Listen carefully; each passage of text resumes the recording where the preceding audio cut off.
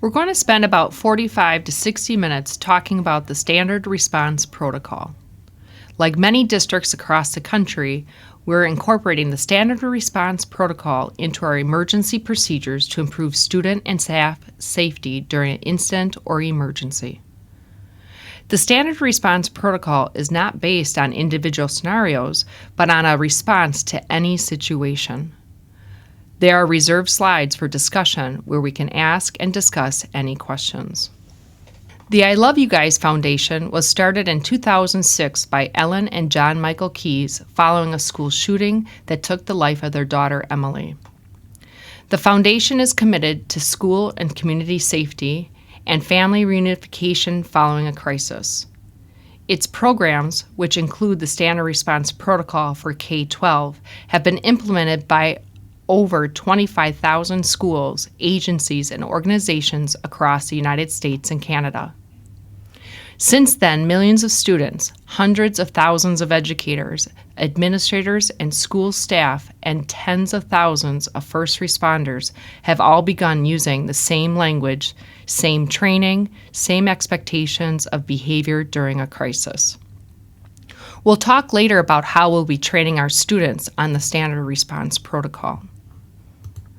The I Love You Guys Foundation generously makes their materials free to school districts and other organizations. But please note that the Standard Response Protocol materials in our schools, including posters, handouts, and training material, have been customized for our school district. You will find these on our website at mmsd.org/safety. If you're interested in printing out additional handouts or posters, please get them from our website, since they do differ from what you will find at the iloveyouguys.org. We have them available in English, Hmong, and Spanish. The key to the Standard Response Protocol is that there is a simple, shared vocabulary. When used, everyone involved shares the same expectations. It's shared with first responders, so if something happens at our school, they'll know what to do. The same vocabulary is shared with students, so they will know what to do. And with teachers and staff across all schools in the district. It's also important to tell families what we do here at school. Some have asked how families are going to be informed of this. The district will be doing outreach to families, and schools will have resources to directly reach our families with this information too.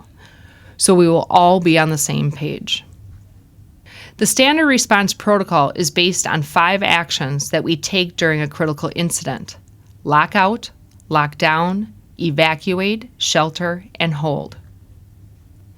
Each action is followed by a directive, which should be announced clearly and slowly and repeated so it's said twice with a pause in between. Every action then has a specific instruction of what to do in an emergency situation. As mentioned, these are announced. The action and the directive are repeated.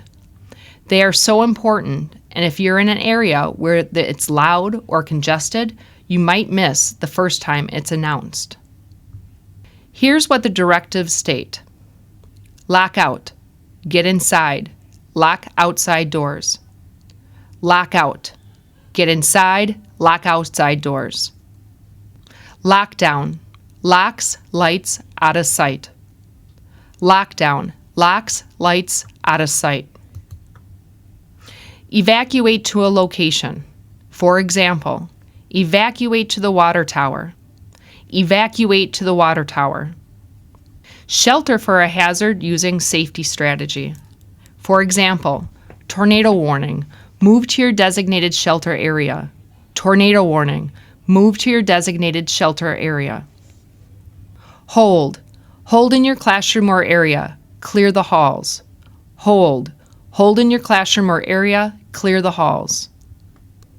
Today we're going to talk about your role as a school staff members in each of these scenarios. We will also go over what students need to do. And before we do that, I want you to keep something in mind. In the moment, you're going to be making important judgment calls in the Standard Response Protocol. The I Love You Guys Foundation says, environment dictates the tactics. Your situational awareness is going to dictate what you do with the directive given. So keep in mind as we go through the slides because the what if questions are going to come up in your mind. As these what if questions come up, we're really going to push you to hold your questions until the discussion slides. A lot of questions that you may have also may be answered in subsequent sections, so timing-wise, we recommend that you write questions down. And more than likely, you'll be thinking of questions in the lockdown section that may be covered later in the evacuation section. The first three sections, lock out, lock down, evacuate, are the heaviest and the ones that you'll spend most of the time on. It can be tempting to want to address every question brought up in the moment, but this presentation will get very long very fast. We'll talk about lockout first. Why might we announce a lockout? There's a threat outside the building. In a lockout, no one is allowed in or out of the building. In general, this protocol replaces what we formerly called safety precautions to an outside threat. There may be police activity in the area, or civil unrest, or an animal on school grounds whose presence may be concerning, or someone who enters school property and is behaving in an uncooperative manner. You'll have an opportunity toward the end of this section to discuss additional reasons school might go into a lockout. In a lockout, no one enters or leaves the building. Generally, a lockout could be initiated in a variety of ways. One, as the principal, I might decide to announce a lockout because I'm aware of a threat or hazard in the area. It could be gunshots heard in the neighborhood. 2, the police or district might call the school office directing us to go on a lockout. And 3, police might show up at the school and tell us to go into a lockout. Let's take a quick look at one example on the next slide. Lockouts are typically called for by law enforcement officials. Hi, this is Evan with the Broomfield Police Department.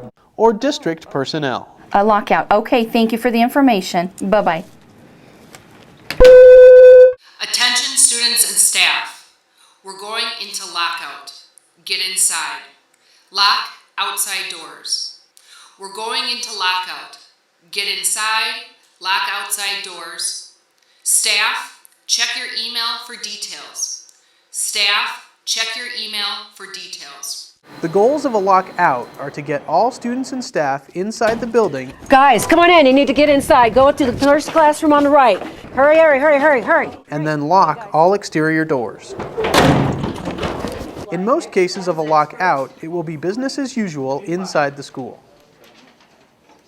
However, in some cases, a lockdown may also be issued in conjunction with a lockout, particularly if the threat is near the school.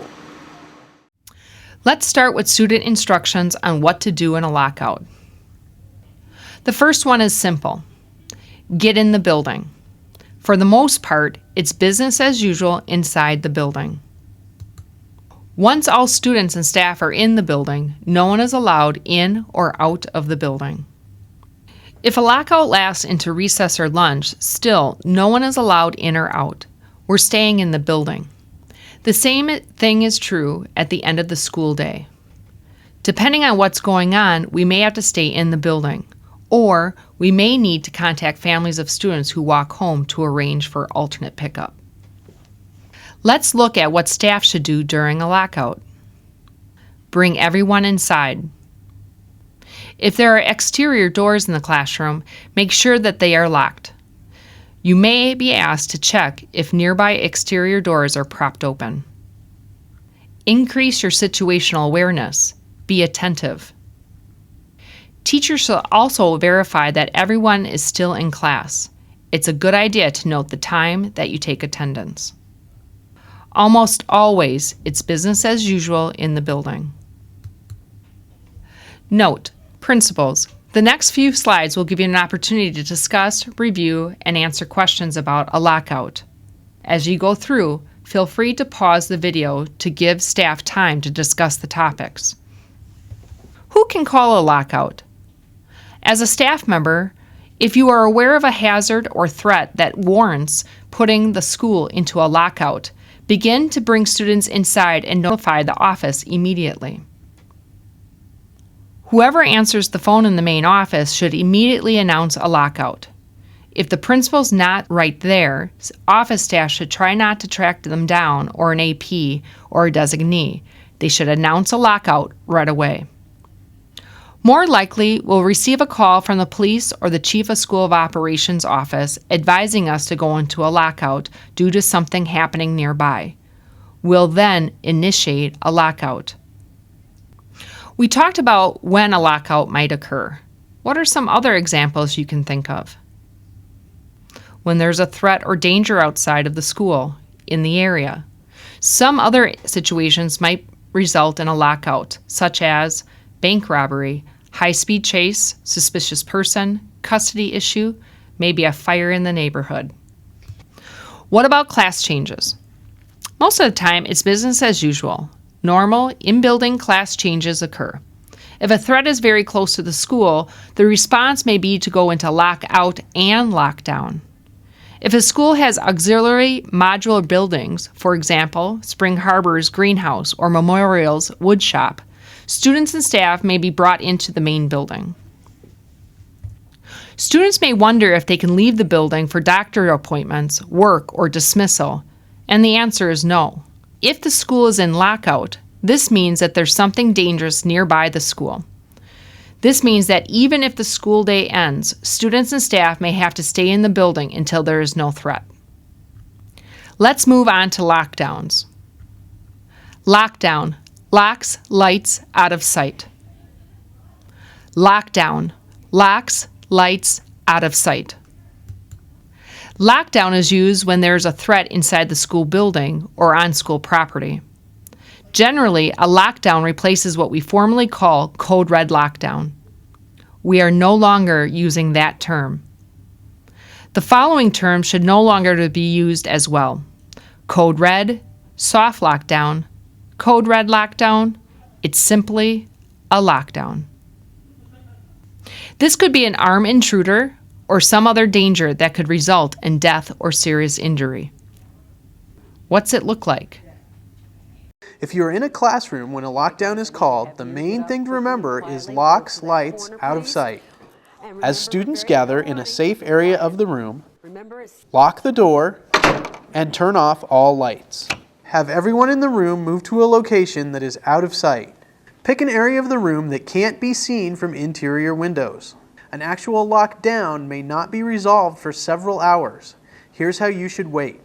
Stay in the safe location. Don't move around the room. Remain silent. Staff, take written attendance of who is in the room.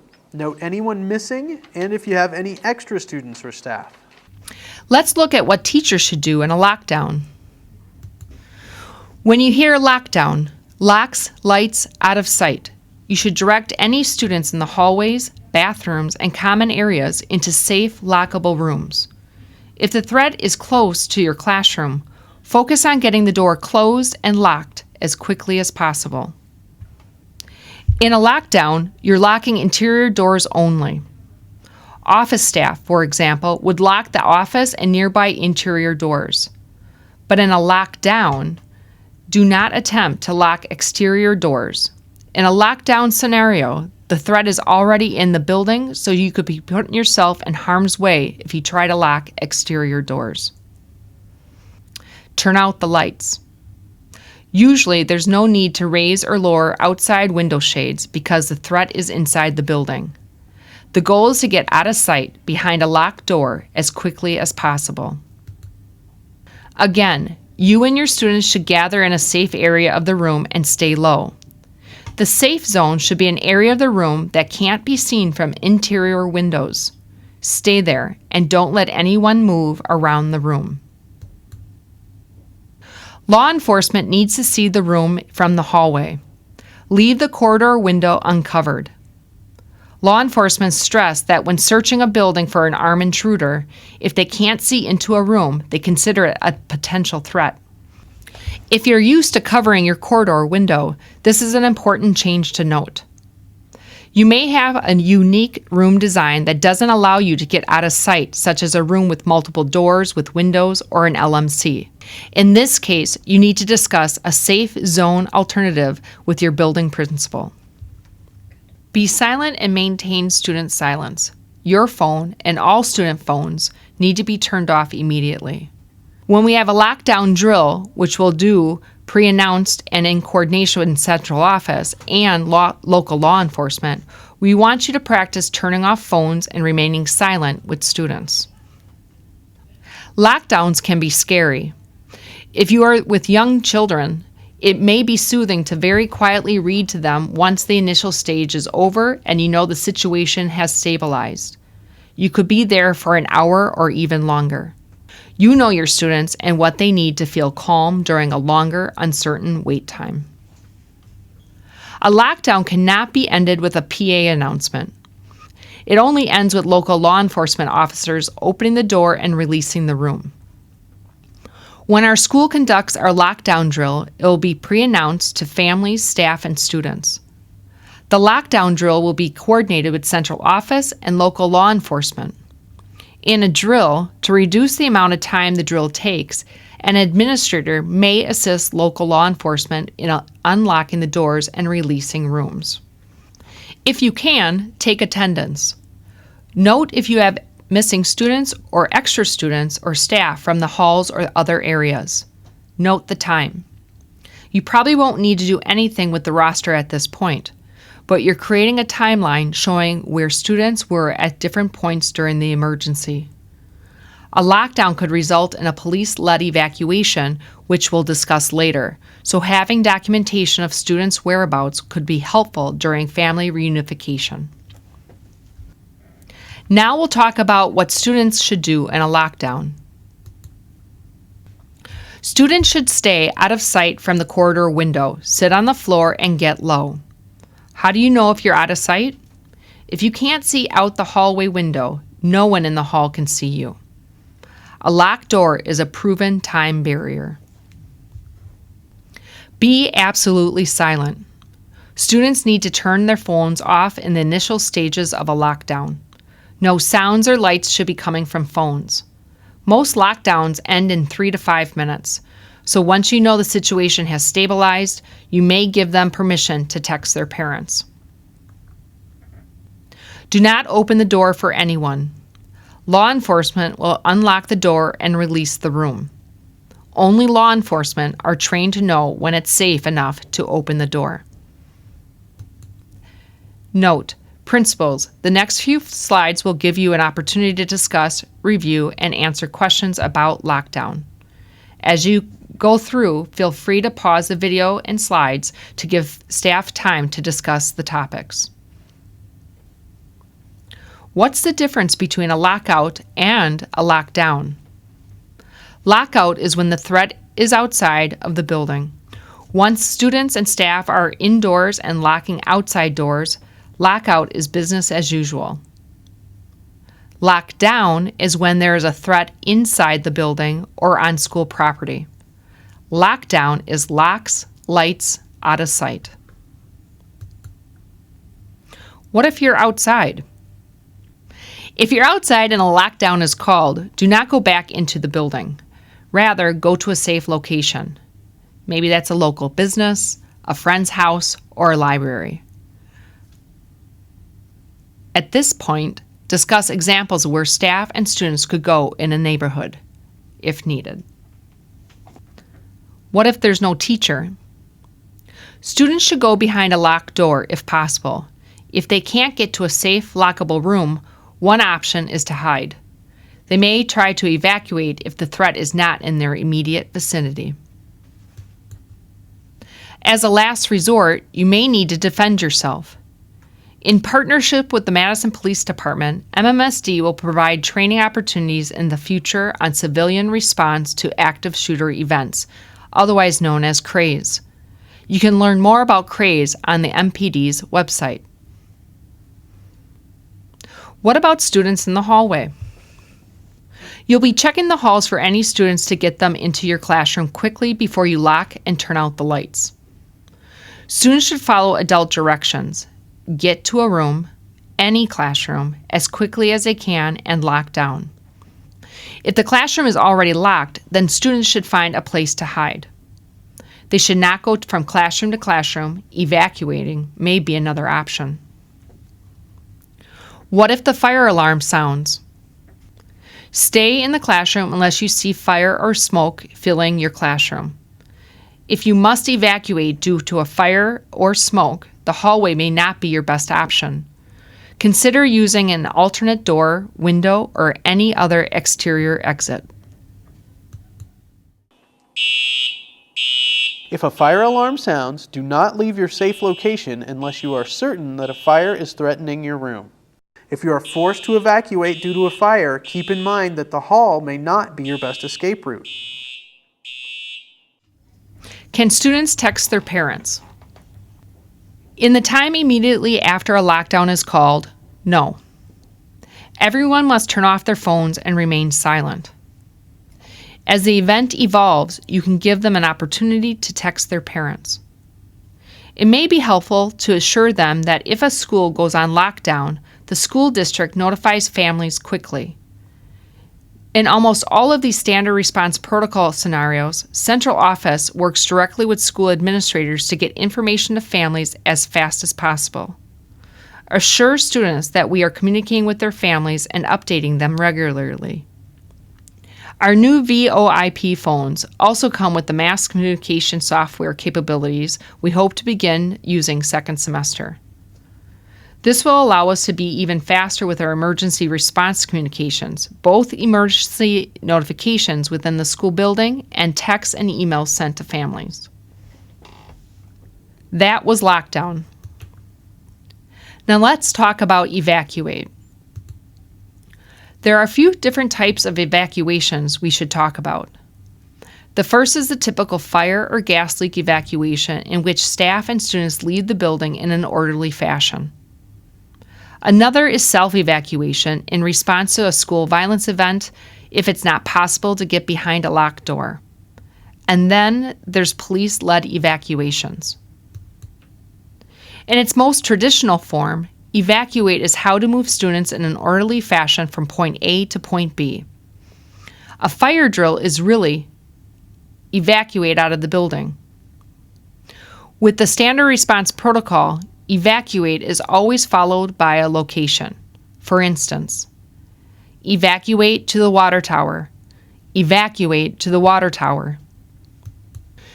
In this type of evacuation, it's important that you lead students to your designated evacuation site off school property.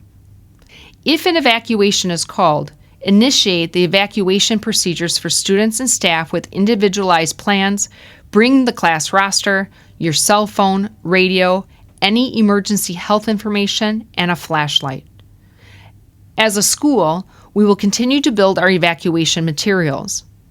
There are plans to provide emergency classroom go bags district-wide to all schools by second semester. In the meantime, class roster, individualized student health plans, cell phones will serve you well in the event of an evacuation or emergency. Let's talk about what students do in this type of evacuation. They'll leave their stuff behind. What's ever in their pockets is what they can bring. Students will need to follow staff directions. In a school violence event, evacuating is different for both students and staff. During an active violence event, students and staff should also know that they have the option to self-evacuate if getting behind a locked door is not possible. This is exactly how Carly Posey's first grade student survived the Sandy Hook Elementary School shooting. When the shooter, who was in his classroom, paused to reload, he and his 8 classmates ran out of the room and out of the school. Consider grouping up with others when self-evacuating. Some questions to consider when making the decision. Can you visually see the door you're going to get out of? Do you know you can make it there? Anyone who chooses to run should commit to this action. They should also remember that police will be arriving, so they'll need to keep their hands up and empty while running out of the building.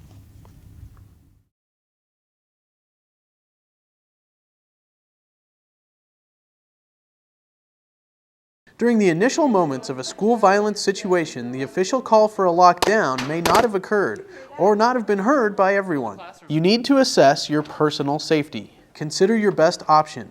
This may include staying in a classroom behind a locked door, hiding, or evacuating. Self-evacuation, which means exiting the school and leaving the campus, is an option. If you're in a hallway, common area, or near an exterior door, self-evacuation may be your best choice.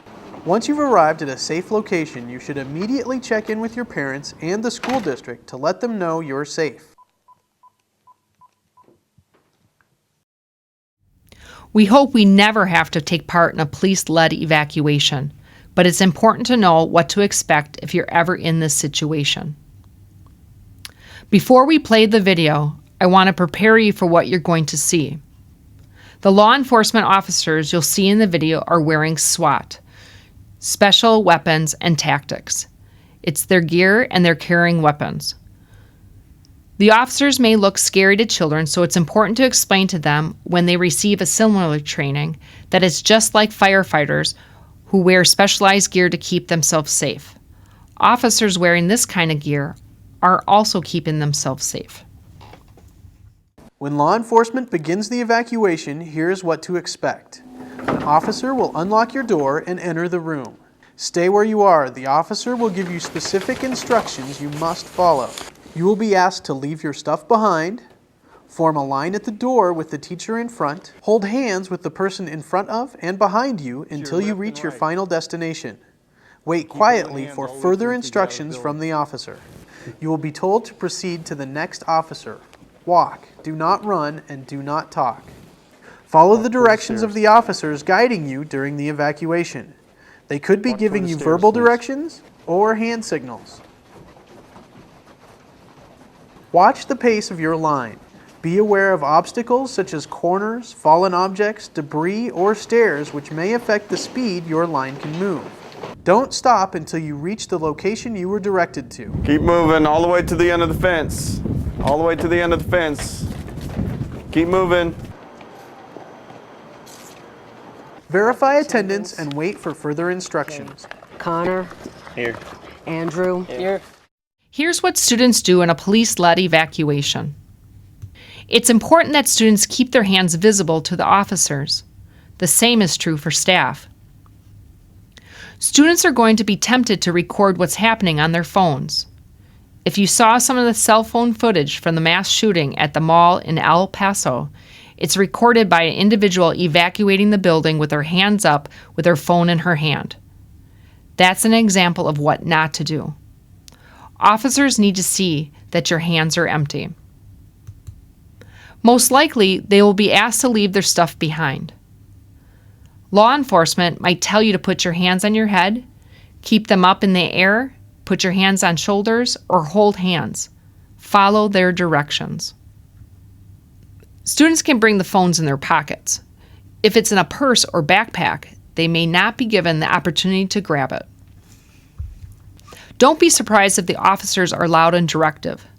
They don't know the extent of the incident yet. They will give direct instructions that you should follow.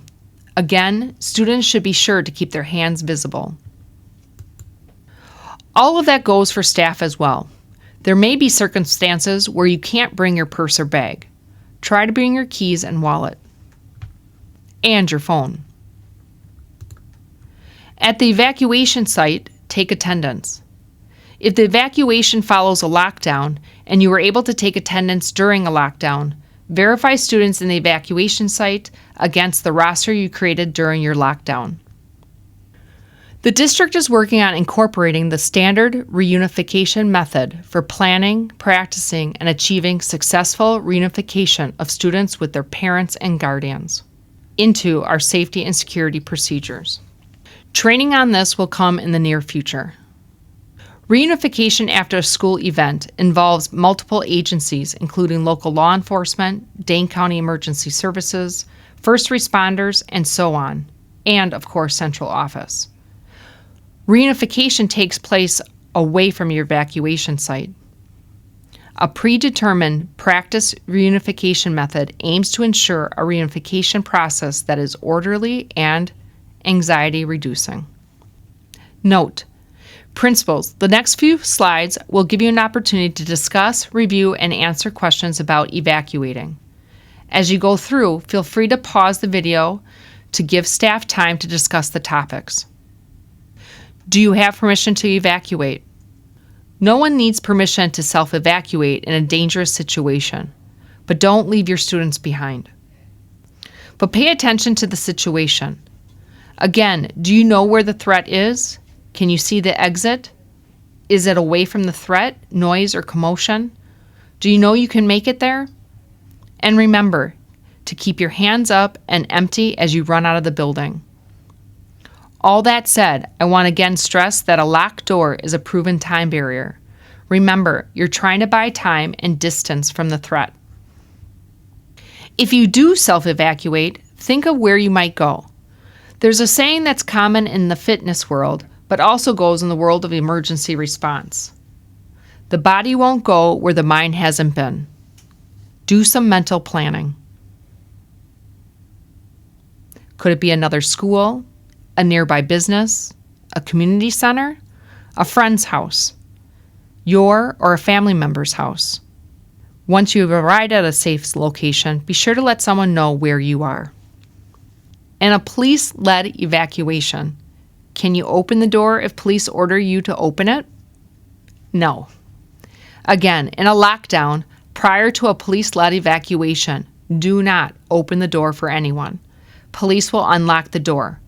They will not ask you to unlock it. What can you take with you? During a police-led evacuation, it's unlikely you'll be able to bring your backpack, work bag, or purse. Once police enter the room, you will only be able to take what's in your pockets in order to keep your hands empty and visible. Why do we have to keep our hands visible? Law enforcement officers are trained that hands can hold dangerous things. They will want to see your hands. Law enforcement might tell you to put your hands on your head, keep them up in the air, put hands on shoulders, or hold hands. Follow their directions. Will police search you in a police-led evacuation? In some cases, during a police-led evacuation, officers will want to verify that students and staff aren't at further risk. They may search students and staff for dangerous items based on their observations. It's important to keep your hands free and visible. That was evacuate. Now let's talk about shelter. Some of you have heard the term shelter in place. Unfortunately, there are many different things that shelter in place could mean. With the standard response protocol, we shortcut it to state the hazard and the safety strategy. So what is a hazard? Something dangerous. It could be environmental, like a tornado. It might be something like a chemical spill nearby. Your safety strategy is what you do in response to the hazard. The announcement could include the hazard, for example, or tornado, and the safety strategy. Move to your designated shelter area. For example, attention students and staff. We are under a tornado warning. At this time, move to your designated shelter area. And this statement would be repeated. When instructed to take shelter, direct students to your designated shelter area. Always be prepared for the unexpected. Continue to listen for instructions. The situation could change quickly. Be aware and prepared to evacuate if directed. Stay sheltered until the all clear is announced.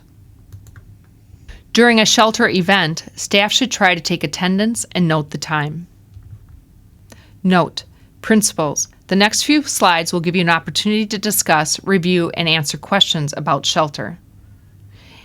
As you go through, feel free to pause the video or slides to give staff time to discuss the topics. Think about what's around your school building or what could pose a hazard at various times of year. What local hazards can you think of? Is there a chemical plant nearby, train tracks, an airport, or an open field? That was shelter. And finally, we'll discuss hold. Hold in your classroom or area, clear the halls. Hold in your classroom or area, clear the halls. It's used when we need to keep the hallways clear. This could be due to a medical emergency, a dysregulated individual, a large spill of some kind, a fight. You're probably familiar with this procedure. The procedure isn't new, the term is. The procedure has been called many things in the past, including soft lockdown. Take soft lockdown out of your vocabulary. Staff, here's your role during a hold. You should close and lock the door. You can open it for anyone who needs to get in out of the corridor. Continue teaching, or if the lesson for the day is complete, offer time to read or study. Remain in the classroom with your students until the all clear is announced. Here's what students do. Students in the hallway should go and stay in their assigned classroom. Remain in the classroom until the hold is lifted. Note, principals, the next few slides will give you an opportunity to discuss, review, and answer questions about holds. As you go through, feel free to pause the video or slides to give staff time to discuss the topics. What about class changes? If students are in the hallway during passing time, the announcement might be made to go to the nearest classroom or directed to proceed to the next scheduled class. Students should listen to staff instructions. If the bell rings during a hold, keep students in your class until the hold is lifted. Emergency drills help students and staff practice what we've learned. These include 9 fire drills, 2 tornado drills, 2 school safety incident drills, such as evacuate, hold, or lockout, and a school violence event drill, or a lockdown. These drills are required by law. For the upcoming school year, the school violence event, or lockdown drill, will be scheduled, orchestrated with, and observed by the Madison Police Department and Central Office. Families and staff will be notified ahead of time before we do this drill. We've reached the end. Those are the actions, directives, and instructions for the Standard Response Protocol. It's a shared vocabulary among students, staff, and first responders during any type of crisis or emergency here at school. As a district, we're joining millions of students, hundreds of thousands of educators, administrators, and school staff, and tens of thousands of first responders who are now using the same language, training, and expectations of behavior during a crisis. The Standard Response Protocol training presentation will be posted soon on the mmsd.org/safety, a site we'll be updating and adding resources to throughout this school year. All materials will be publicly made available. If you want to learn more about the Standard Response Protocol or the I Love You Guys Foundation, go to iloveyoguys.org.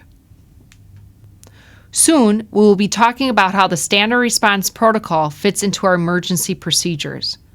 We've made some important improvements and additions to our emergency procedures. You will see them hanging in every classroom by the door. We've also created a digital version at mmsd.org, Be Safe, that we are recommending staff pin to their home screen of their phones for quick reference.